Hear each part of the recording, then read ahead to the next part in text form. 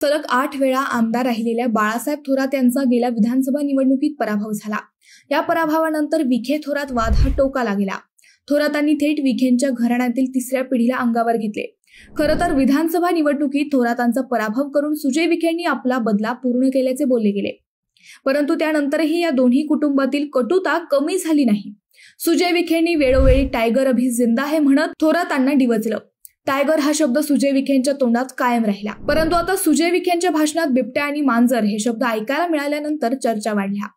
आता हे टायगर, मांजर आणि बिबट्या हे नेमकं काय प्रकरण आहे तेच आपण या व्हिडिओतून पाहणार आहोत। नमस्कार, मी अद्वैता आणि आपण पाहत आहात अहिल्यानगर लाईव्ह 24, नगरी राजकारणाचं परफेक्ट अनालिसिस। थोरात विखे हा वाद जिल्ह्याला नवा नाही, परंतु गेल्या लोकसभा निवडणुकीत सुजय विखे यांचा नगर लोकसभा मतदारसंघात पराभव झाला।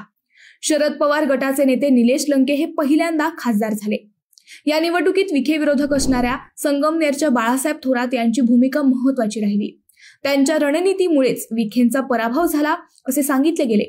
या पराभवानंतर मात्र सुजय विखे आतून बाहेरून बदलले। त्यांच्यात आक्रमकपणा वाढला। आपल्या पराभवाचा बदला घेण्याचे शब्द त्यांच्या भाषणातून वारंवार उच्चारले जाऊ लागले। त्यानंतर आलेल्या विधानसभा निवडणुकीत मात्र सुजय विखेंनी सगळी रणनीती बदलून मैदानात उडी घेतली। सुरुवातीला थोरातांच्या बालेकिल्ल्यात घुसून त्यांनी पहिल्यांदाच टायगर अभी जिंदा है ची ललकारी दिली। विधानसभा निवडणूक जाहीर झाल्यानंतर संगमनेर मतदारसंघात 4 सभा घेत वातावरण निर्मिती केली। थोरातांविरोधात स्वतः निवडणूक लढवण्याची तयारी विखेंनी केल्यावर संगमनेर मतदारसंघ अचानक चर्चेत आला।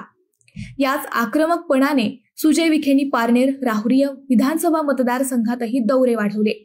शिवाय या सगळ्या मतदारसंघात भाषण करताना मी कुठेही लपलेलो नाही, टायगर अभी जिंदा आहे, त्यामुळे काळजी करण्याचं कारण नाही, वादळे येत राहतात। स्वर्गीय बाळासाहेब विखेंचाही पराभव झाला होता, मी तर त्यांच्या 10% नाही, त्यामुळे परिस्थिती बदलणार आहे। माझा पराभव झाला, पण आता पुन्हा नव्या ताकदीने उभे राहू, सामान्य जनतेचे काम करू, असं म्हणत सुजय विखेंनी त्यावेळी आपल्या प्रत्येक भाषणात धमाका उडवून दिला। टायगर अभी जिंदा है ही टॅगलाईन त्यांनी आपली ओळख बनवली।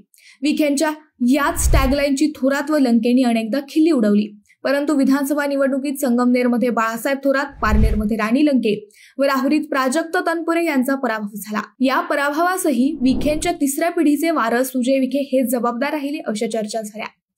सुजय विखेंनी बदला पूर्ण केला, परंतु टायगर अभी जिंदा है ही टॅगलाईन आतापर्यंत कायम राहिली। विखेंच्या भाषणात व विरोधकांच्या खिल्लीतही टायगर हा शब्द कायम राहिला। 2 दिवसांपूर्वी सुजय विखे पाटील हे गुवाहाटी येथे गेले होते, तेथेही त्यांनी टायगर शब्दाचा पुनरुच्चार केला। शिर्डी विधानसभा मतदारसंघातील एकरुखे येथील वज्रेश्वरी प्रतिष्ठानचे कार्यकर्ते नवरात्र उत्सवाची ज्योत आणण्यासाठी गुवाहाटी येथे कामाख्या येथे गेले होते। गेल्या वर्षी वज्रेश्वरी प्रतिष्ठानच्या युवकांनी या वर्षीच्या नवरात्रोत्सवाची ज्योत गुवाहाटी येथून आणण्याचे नियोजन केले। या ज्योतीसाठी स्वतः सुजय विखे यांनीही गुवाहाटी येथे यावे असा शब्द या युवकांनी सुजय विखेंकडून घेतला होता। त्यानुसार हा शब्द पाळत सुजय विखेही या युवकांसोबत गुवाहाटी येथे गेले। श्री क्षेत्र गुवाहाटी येथे जाऊन सुजय विखेंनी माता कामाख्याचे दर्शन घेतले। ही ज्योत घेऊन एकरुखे गावातील सुमारे 100 युवक कार्यकर्ते आता शिर्डीच्या दिशेने रवाना झाले आहेत। त्यामुळे सुजय विखेंनी गुवाहाटी येथे केलेल्या भाषणाची सध्या चांगली चर्चा रंगली आहे। सुजय विखे नेमकं काय म्हणाले ते आपण एकदा पाहू। आपण काय करत नसतो, देवीला करून घ्यायचं असतं आणि या मुलांच्या माध्यमातून कामाख्या मातेने आमच्याकडून हे करून घेतलं। राजकीय विषय आज काय बोलायचा नाही, मुलांच्या आशीर्वादामुळे आम्ही सगळे योग्य त्या ठिकाणी बसलेलो आहोत आणि मांजरींची काळजी करत नाही आम्ही। मांजरी आणि बिबट्यांना संपवण्यासाठीच टायगर अभी जिंदा आहे।